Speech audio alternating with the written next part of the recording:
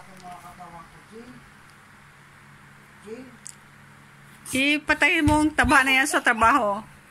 Kaya nga, papasok na nga ako. Bilisan mo na. Punta ka lang haliwork. Tapos? Pasukay ka ng trabaho.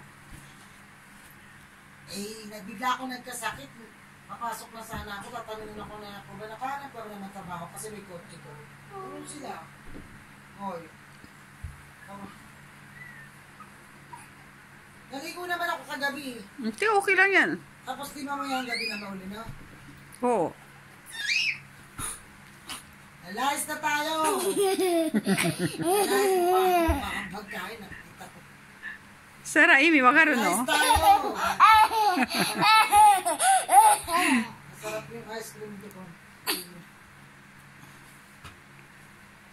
Naku, sana wala akong gamit na. Di naman itong pantalon. Ang ganda binili ko. Kung taba naman. Oh. Musin yun to. Saan mo binili? Brazil. Saan mo binili? Brazil. Ang dami ko ng gamit.